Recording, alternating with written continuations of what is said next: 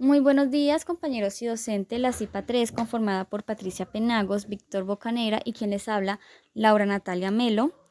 Les venimos a hablar sobre el tema de ética kantiana, donde pues abordarán tres momentos que se van como a venir explicando detalladamente lo que se pasa en esta temática. Primero vamos a encontrar una breve biografía de Kant, seguidamente una introducción a las corrientes del pensamiento del contexto de Kant, como la ilustración, el criticismo y el idealismo alemán. También vamos a hablar sobre las obras que desarrollan la pregunta filosófica ¿qué debo hacer? Y por último, los planteamientos éticos de Kant en estas obras. Entonces, a continuación, sigue lo que es la breve biografía de Kant, quien ya en un momento se va a hablar. Bueno, entonces ahora vamos a hablar lo de la biografía de Kant. Immanuel Kant nace en Königsberg el 22 de abril de 1724 en una familia de artesanos. Esta familia está constituida por 11 hijos, el cual Immanuel fue el cuarto. Pues su papá trabajaba como guarnicionero y lo que era tanto pues el papá como la madre siempre se refugió en el cariño y la gratitud, resaltando especialmente la integridad moral de ambos.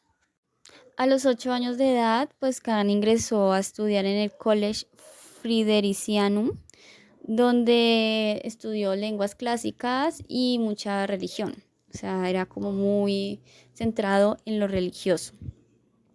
Aquí el pietismo imperante en el colegio no solo imprimía una disciplina tendente a despertar y conservar en los niños el recuerdo de Dios presente en todas partes, sino que este lema impregnaba el mismo contenido de la enseñanza.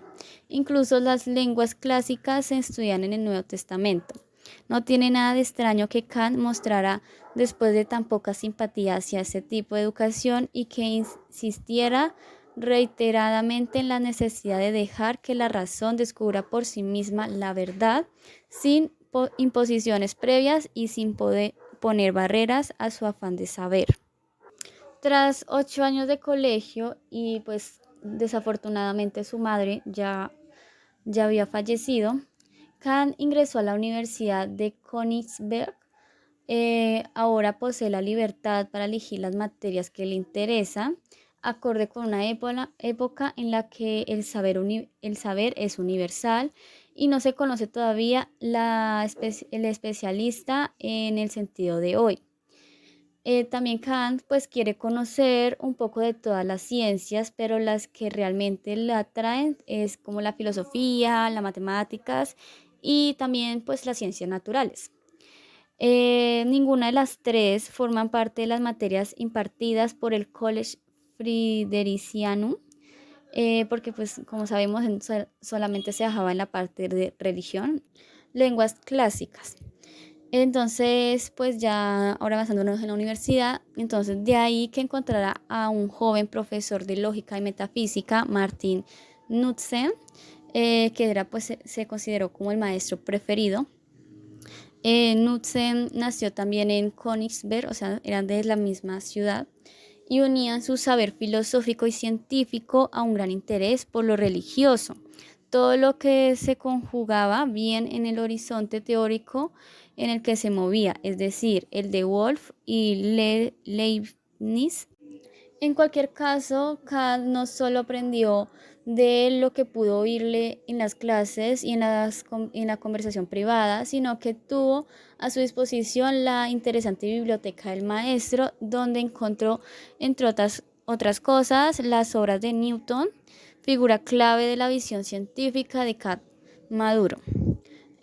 Pues lastimosamente en 1746 su padre fallece y ya pues terminando sus estudios universitarios, Kant enseña como profesor particular. Esta dedicación, que dura unos 7 años y que le impide consagrarse plenamente a su labor propiamente teórica, indica la falta de medios económicos del futuro profesor universitario, pero no le distingue de otros muchos nombres célebres de la filosofía alemana, como por ejemplo Fichte o Hegel. A partir de 1755, una vez realizado él también realizó un doctorado en la misma ciudad de Königsberg como Privatdozent durante 15 años, o sea, de 1755 a 1770, sin un sueldo fijo. Por fin, tras haber rechazado ofertas de otras universidades, accede a sus 46 años de edad al puesto de profesor ordinario de lógica y metafísica en la Universidad de Königsberg. Con el motivo de este acontecimiento, defendió en latín su famosa disertación. Al final se sentirá liberado económicamente y por ello mismo cobrará la independencia suficiente para dedicarse a preparar a fondo las obras que le darán renombre universal. Kant era ya bastante conocido para entonces en Alemania. Durante sus años de profesor particular y los de Privatdozent, había publicado una serie de trabajos que le habían colocado en primer plano en la filosofía alemana. Un simple vistazo a esa producción distingue inmediatamente cierto viaje a partir de 1760. Antes de esta fecha, Kant se ocupó casi exclusivamente de los temas científicos naturales. A partir de ahí predominan los temas de lógica antropológica y moral. Después de la disertación de 1770 se produce en cambio un paréntesis que de casi 11 años en los que Kant no pudo publicar más que algunos trabajos marginales. Es la larga gestación de su obra cumbre, La crítica de la razón pura, que aparece en 1781, cuando Kant ha cumplido ya 57 años de edad. La fuerza creadora de nuestro filósofo manifiesta su fecundidad en un periodo en el que el espíritu comienza a decaer en muchos individuos.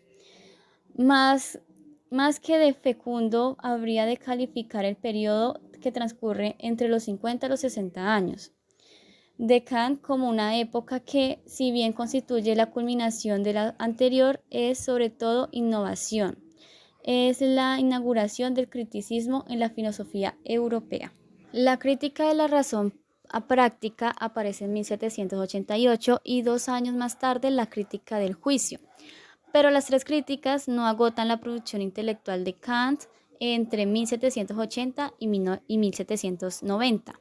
En esta década aparecen trabajos tan relevantes como Prolegómenos a toda futura metafísica, 1783, Idea de una historia universal desde el punto de vista cosmopolítica, 1784. Tenemos la respuesta a la pregunta ¿qué es la ilustración? En 1784, también Fundamentos de la metafísica moral, 1785, Fundamentos metafísicos de la ciencia natural, 1786, ¿qué significa orientarse en el pensamiento? 1786, y en 1787 aparece la segunda edición de la Crítica de la Razón Pura con importantes modificaciones. La siguiente década, de 1790 a 1800, sigue siendo de gran actividad, pero se observa una notable disminución, tanto si se tienen en cuenta las cartas conservadas, cuyo volumen había aumentado enormemente en la década anterior, como las obras publicadas al aproximarse el fin del siglo. De todas formas, la religión dentro de los límites de la mera razón de 1793, la paz perpetua 1795 y el conflicto de las facultades de 1798 pertenecen al catálogo de las obras destacadas de Kant. En relación con el primero de los tres títulos antecedentes, habría que reseñar las presiones que la censura eclesiástica comenzó a ejercer sobre Kant.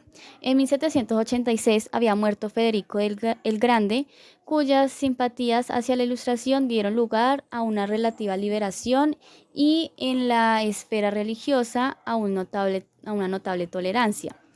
De ambas cosas se beneficiaron todas las instituciones culturales de Frusta y, como no, el autor del que estamos tratando, entusiasta de las ideas de la Ilustración. La dedicatoria de Barón de Sedlitz, con que se abre la crítica de la razón pura, no es un acto de adulación, sino un atributo sincero al conocedor ilustrado y entusiasta de las ciencias, como dice Kant en la misma dedicatoria. Sedlitz, ministro de Asuntos Eclesiásticos y Culturales, promovió de forma notable la modernización de las universidades y favoreció a los hombres que él creía capaces de llevarla a cabo.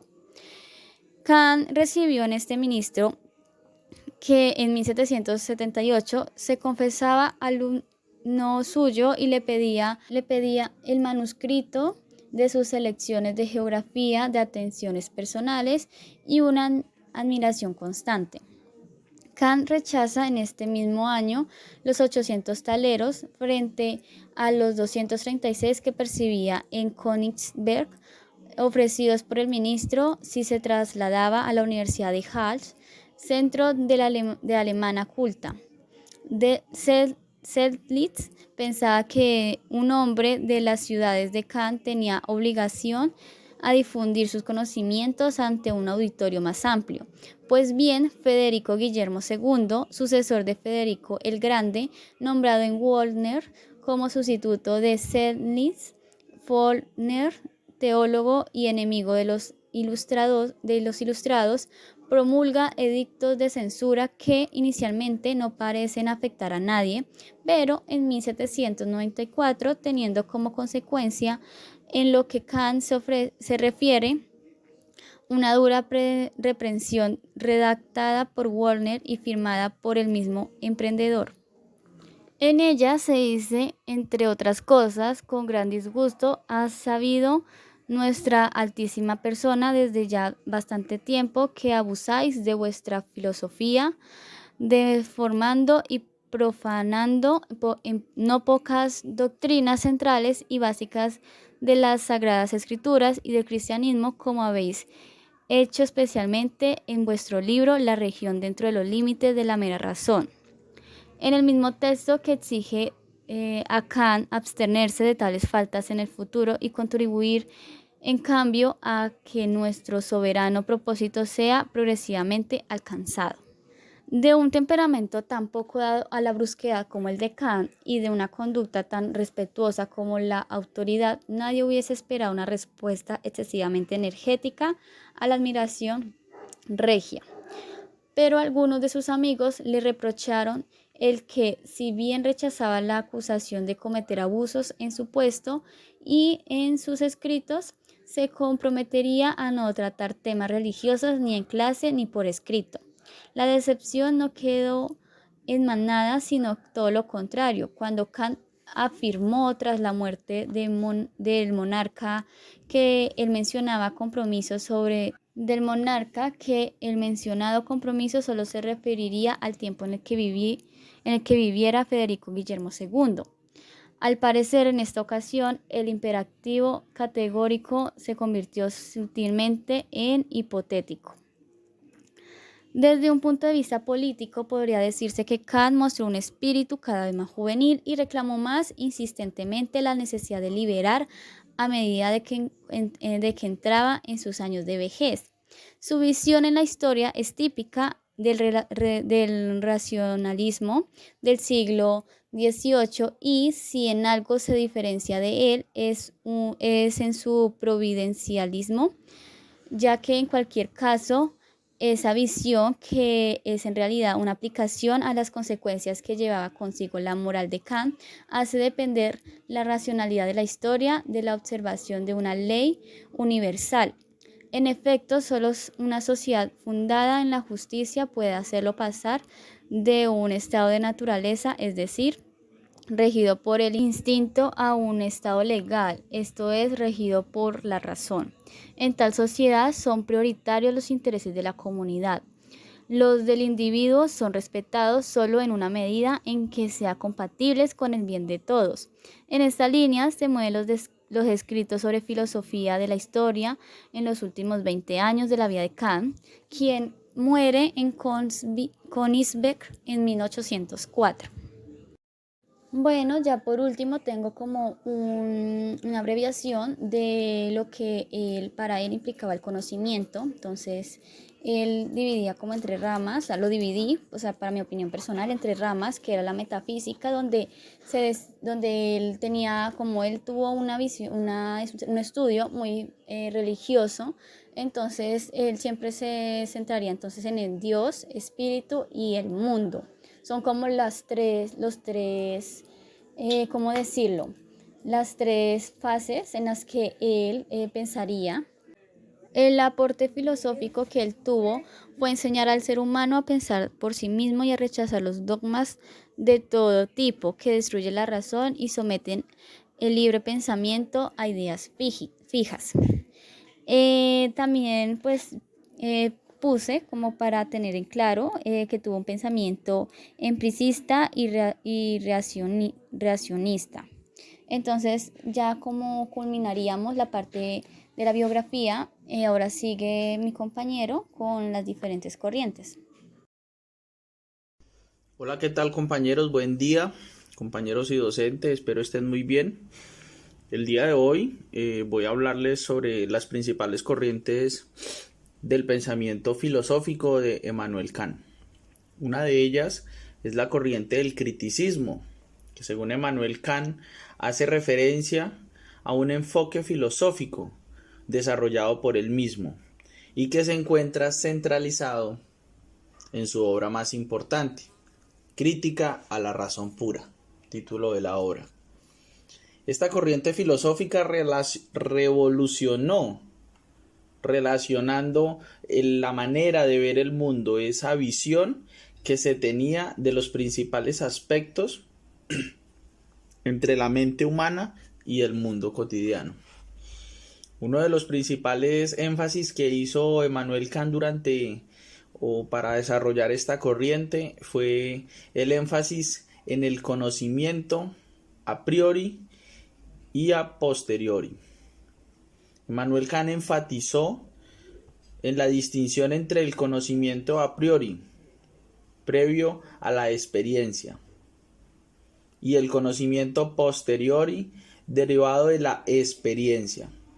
Argumentó que hay que darle valor y enfatizar a los conocimientos previos a vivir y a los conocimientos posteriores a lo ya vivido. Uno de las categorías emblemáticas también de este pensamiento hace referencia a las categorías del entendimiento.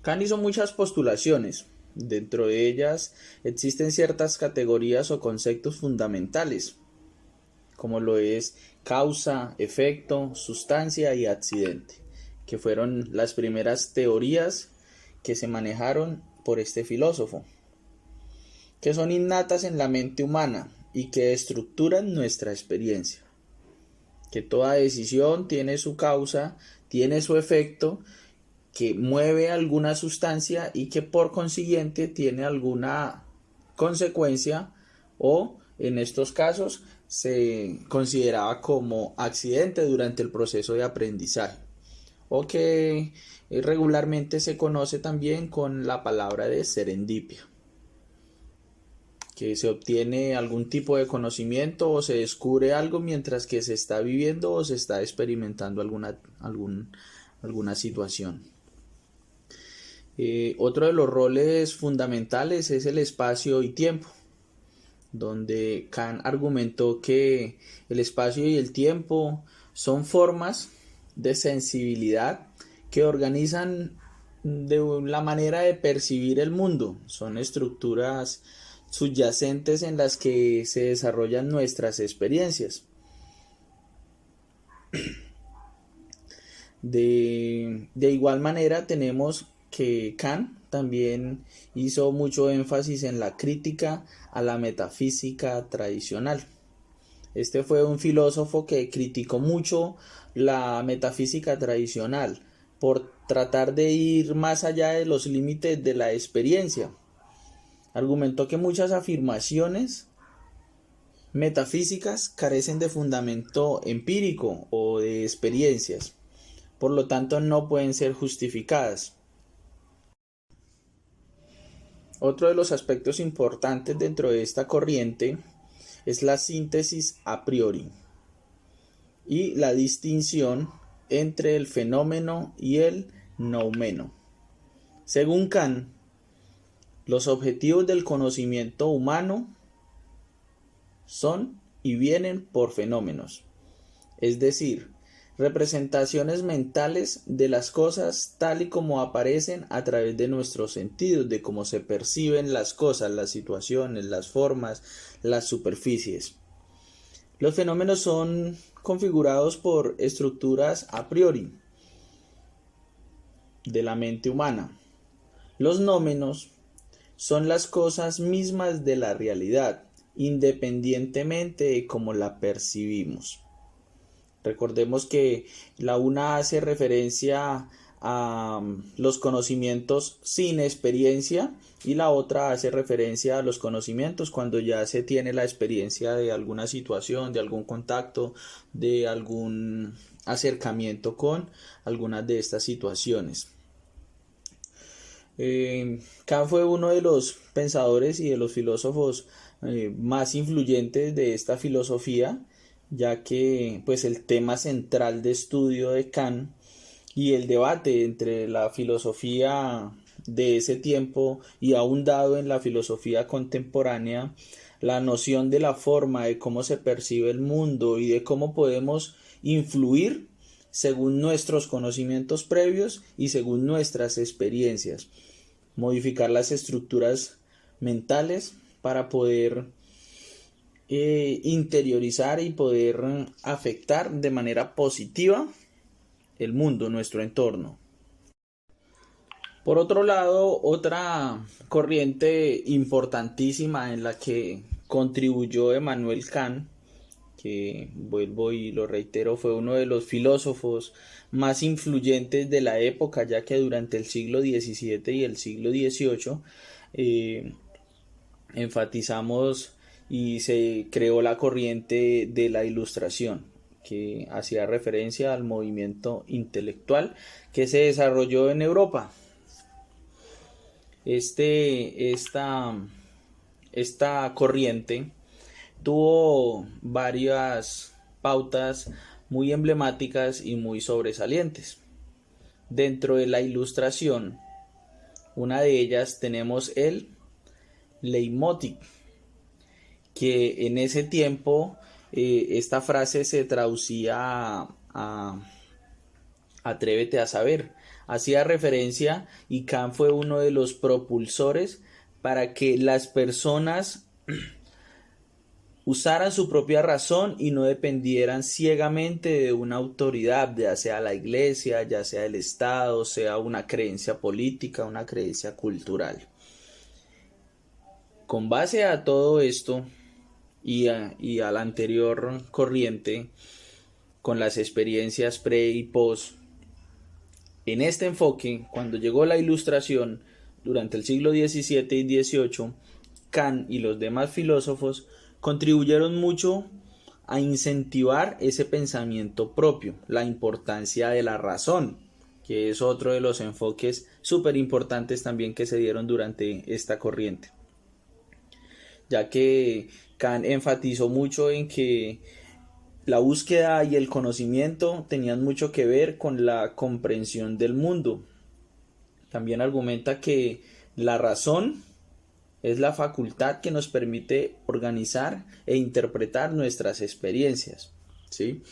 De cómo entendemos el mundo, cómo lo percibimos, a cómo lo interpretamos según nuestras experiencias o según nuestro conocimiento empírico sin experiencia. Otro de los factores importantes dentro de la Ilustración fue la crítica a la autoridad. Más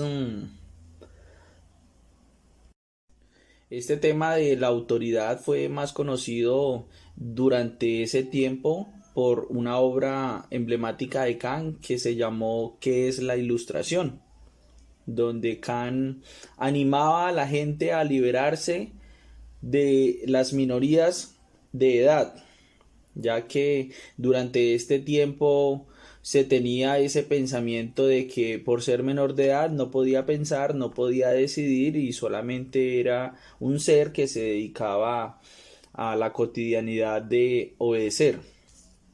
E incitó también a cuestionar muchas de las instituciones y las ideas tradicionales de crianza y enseñanza. Otro de los factores importantes también de esta corriente fue el ideal de la dignidad humana. La dignidad humana para ese tiempo y con respecto al pensamiento de Kant, dice que fue muy compleja, ya que este concepto era un concepto de ética central y que esto tenía que ver mucho con la motivación intrínseca y con la formación personal e individual de cada persona. Otro factor también importante antes de concluir esta corriente de la ilustración según Kant fue la ética y la autonomía, ya que Kant como principal pensador y como principal filósofo promovió una idea de autonomía moral, en donde él postulaba que las personas deben ser capaces de legislar sus propias leyes morales. Esto con relación a fortalecer esa individualidad, ese criterio personal y esa ruptura para salir de los esquemas y poder lograr ser o expresarnos con un pensamiento más libre. Todo este proceso de la ilustración que nos plantea nuestro filósofo Emmanuel Kant va con base, y todos estos enfoques son relevantes porque llevan a un proceso para obtener un progreso ¿para quién? Para los seres humanos, ya que en este postulado Kant creía que la educación y el desarrollo de la razón y el pensamiento podría llevar a la humanidad a mejorar su situación a medida que aplique la razón con los conocimientos en los problemas sociales, políticos, públicos y culturales, para de esta manera lograr contribuirle a su sociedad más pequeña, que es su familia, a su sociedad mediana, que sería su entorno, su barrio, su comunidad, y a la comunidad en general, a la sociedad en general, que ya sería el departamento, el municipio, incluso hasta el país. Y ya para terminar mi tema, otra de las corrientes súper importantes que lideró y que propulsó nuestro filósofo Emmanuel Kant fue el idealismo alemán. Ya terminados el siglo XVIII, ya incursionados en el continente europeo, a principios del siglo XIX, nuestro filósofo Emmanuel Kant tuvo una gran influencia en la filosofía europea, con su postulado de la Ilustración. De esta manera, Emmanuel Kant dio unos precursores y tuvo mucha influencia o una influencia más significativa, tanto así que motivó al idealismo alemán. Durante esta época del idealismo alemán, Kant no fue considerado como uno de los principales idealistas de esta corriente, pero tuvo mucho sentido estricto en su énfasis en la actividad de la mente y la importancia de las estructuras mentales en la formación del conocimiento. Kant no solamente fue un pensador, también sentó bases muy sólidas, muy firmes para el idealismo alemán. Posteriormente, con él, muchos filósofos, no solamente europeos, de muchas partes, como Johann Goliet, Fichte,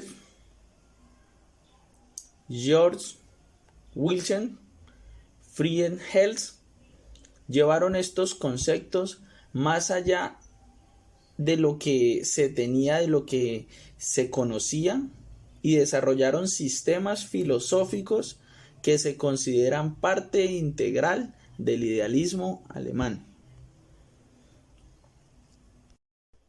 Ya que para esta época en el continente europeo Kant no estaba solo, pero con base y en coadyuvanza a todos estos otros filósofos, Kant introdujo el concepto de dialéctica trascendental, que implica la relación entre las facultades cognitivas del sujeto y la estructura del conocimiento. Esta noción fundamental del idealismo alemán no solo desarrolló la idea de que el conocimiento es una construcción interna de la mente, sino que se puede crear y se puede adquirir a través de experiencias, no solamente propias, sino también multiculturales y también contadas a manera textual, a manera lírica o a manera poética por otros pensadores. Por otro lado, y ya para concluir nuestro idealismo alemán, otro pensador y filósofo creó una teoría del idealismo absoluto de Giselle. Giselle fue un filósofo idealista de la corriente alemán y dio la noción del idealismo absoluto. Este se rige en un proceso dialéctico y que éste influye y supera no solo el conocimiento propio, sino el conocimiento en su totalidad. Esta idea se profundiza y tiene gran influencia en la noción kantiana de síntesis y actividad constructiva de la mente. Eh, hubo mucha controversia en su tiempo por este idealismo del conocimiento absoluto, ya que Kant también plantea otra teoría que son las limitaciones del conocimiento empírico. Entonces, ahí hay, por un lado, Hessel planteando el conocimiento absoluto y por otro lado, Kant planteando para el idealismo alemán, y se desarrolló la idea de que el conocimiento era un constante proceso y una construcción con el día a día, con la adquisición de los conocimientos, según las experiencias, lo vivido y, y el proceso de formación, que es un proceso de evolución diario y cotidiano del ser. Entonces, con esto pues le damos importancia también al conocimiento absoluto, al idealismo absoluto, pero queda claro que el conocimiento no es absoluto solo para una persona o para un pensador o un filósofo. En conclusión, Kant y en la ética kantiana enfatiza en la importancia y lo relevante que puede ser para el desarrollo tanto personal como social en el ser, la libertad, la autonomía, las leyes morales en la toma de decisiones éticas. Todo esto para fortalecer el constructo de vida y el pensamiento ético moral para el diario vivir de cada persona, de cada ser. Con esto ya termino. Muchas gracias. Bueno, para comprender en mayor medida la ética kantiana es muy importante adentrarnos y reflexionar sobre tres de sus obras que responden a la cuestión filosófica del autor, que es ¿qué debo hacer? Ese ¿qué debo hacer? Pues corresponde a la reflexión previa a la acción y de qué manera esa acción o ese comportamiento que yo tengo puede afectar a las otras personas para tomar la decisión más acertada y menos impactante negativamente. El primer libro es Fundamentación de la Metafísica de las Costumbres, publicado en 1785 y cuyo concepto de ética está muy cercano a la idea de que las leyes morales deben ser universales y necesarias independientemente de la naturaleza humana o de las circunstancias del mundo. Aquí encontramos 5 ideas principales que son las que atraviesan la obra y nos permiten a nosotros comprender cuál es el pensamiento o la perspectiva de Immanuel Kant frente al comportamiento humano. La primera idea principal es el principio supremo de moralidad. Entonces, él aquí habla de la capacidad que tiene el hombre de hacer que la máxima de una buena voluntad se convierta en una ley universal. La segunda idea principal es la naturaleza racional como fin en sí misma, es decir, que el hombre siempre debe estar o procurar llegar a una naturaleza racional, siempre el pensamiento por encima de la emoción, ¿sí? Como el sentimiento.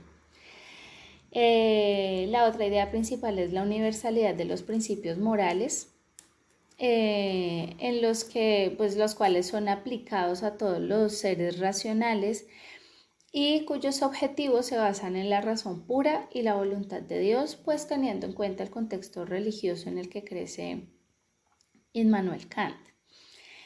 La otra idea principal es la importancia de la crítica y la reflexión. Entonces aquí el autor hace mucho énfasis en la importancia que tiene la crítica y la reflexión en la determinación de los principios morales.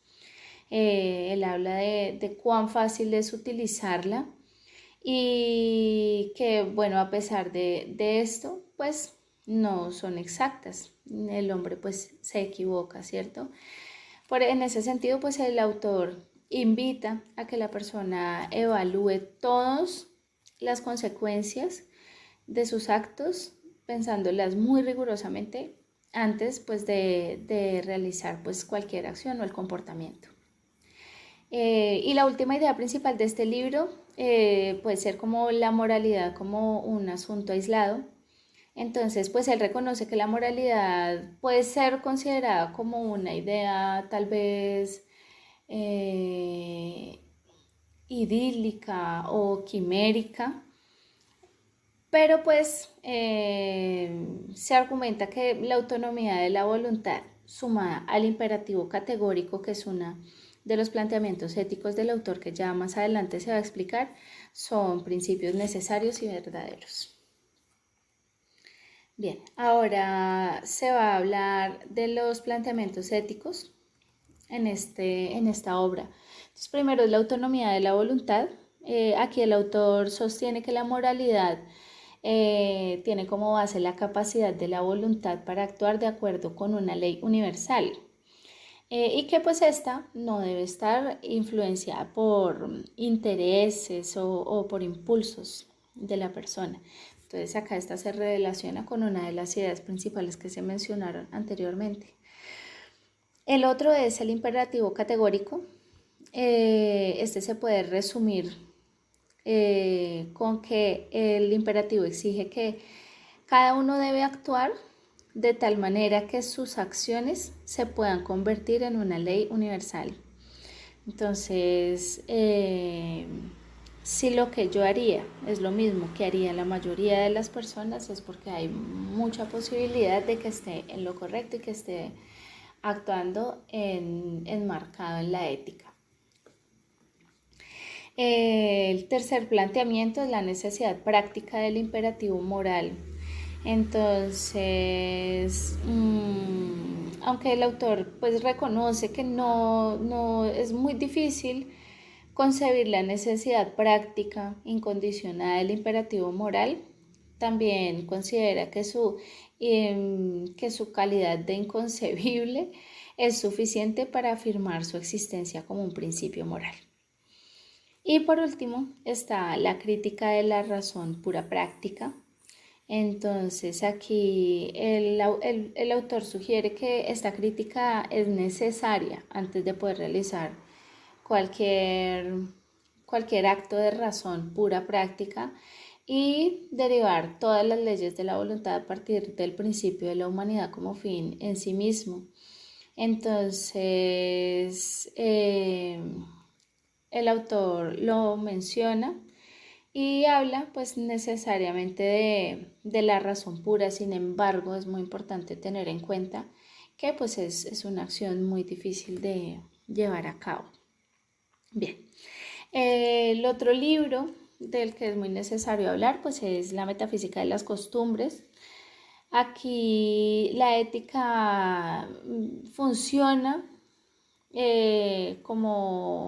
como desde la materia del arbitrio, que es determinable a priori, es decir, antes de, y que complementa con una ética crítica que busca ampliar mayormente como ese primer pensamiento que surge antes de tomar una determinación. Entonces, aquí hay algunas ideas principales también sobre este libro. Que hablan pues primero de una metodología, de una cultura y prácticas morales. Entonces aquí ya el autor entra como en el tema de culturalmente cómo es que se toman ciertas determinaciones. Habla también de la obligación de ser consecuente. Él enfatiza muchísimo que ser consecuentes es la mayor obligación de la persona. Sin embargo, pues es importante recalcar que es raro que se cumpla. Pues porque a veces es muy difícil llevar en consonancia lo que se piensa, lo que se dice y lo que se hace. Él aquí desarrolla mejor su concepto de principios prácticos a priori y la relación con la libertad. Él explica que estos principios en relación con el principio supremo de la libertad se convierten en conocimientos y no necesitan esperar instituciones para adquirir significación, es decir, que nosotros no necesitamos de la vigilancia para hacer lo correcto. También habla de las categorías de la libertad respecto a los conceptos del bien y del mal. Si bien la ética no comparte concepto o definición con la moral, también parten de la moral para su construcción. Entonces, por supuesto que aquí hay una relación indudable. También menciona los postulados de la razón práctica. El autor menciona los postulados de la inmortalidad, la libertad y la existencia de Dios, ya desde un plano más metafísico. Y pues da una realidad objetiva de las ideas de la razón especulativa, autorizando conceptos que de otra manera no podrían sostenerse. Entonces, pues ahí está. También habla de la diferencia entre los principios empíricos y los principios racionales. Entonces, la diferencia que existe entre los dos es que los racionales son los que se fundan en la razón y pueden servir como principios universales de la moralidad. Bien, acá los planteamientos éticos de esta obra pues son, primero habla de la exposición pública de conocimientos elevados, ¿sí? El autor sugiere que aquellos que se precian de tener conocimientos elevados en ética no deberían reservarlos, sino exponerlos públicamente para ser examinados y apreciados. Entonces, como que de alguna manera también el autor propone un constante ejercicio de reflexión. También que la razón es el fundamento de la moralidad, porque los actos éticos o poco éticos, morales o inmorales, son una elección y tienen un momento de razón antes de. También habla de la ley moral como un motivo determinante de la voluntad Y aquí, pues la razón práctica pura desempeña un papel súper importante en esta área. Y finalmente, habla del valor moral de las acciones y la dignidad de la persona. Entonces, él dice que si una persona comete o lleva a cabo acciones legales, se realizarán solo por temor o esperanza y muy pocas veces por deber. Entonces, no hay un valor moral en estas acciones. Sin embargo, pues esta ley exige que haya un respeto desinteresado y pues habla aquí de un concepto que pues de pronto en otros libros se desarrolle más, que es el reino de lo suprasensible, lo cual permite, ¿sí?, en el hombre que haya una intención sinceramente moral y pues que lleve a mantener siempre la dignidad de la persona. Bueno, por último, entonces está el libro Crítica de la Razón Práctica, publicado en 1788. Entonces, en este caso, la ética tiene que ver con seguir las ideas de la razón especulativa y los prototipos de la perfección práctica. Está muy relacionada con la moral cristiana y pues con todos los principios que allí se plantean. Entonces, esta obra plantea de alguna manera el problema de las relaciones entre el derecho natural y el derecho positivo y hace una distinción entre la moral y el derecho. También la obra busca complementar una ética que resultaba excesivamente modesta. Bueno, este autor pues hace una diferencia entre moralidad y legalidad, donde moralidad toma como base el respeto de la ley, ¿sí?, y la voluntad autónoma, mientras que la legalidad se enfoca más en la conformidad de la acción con la legislación externa, es decir, mientras la moralidad es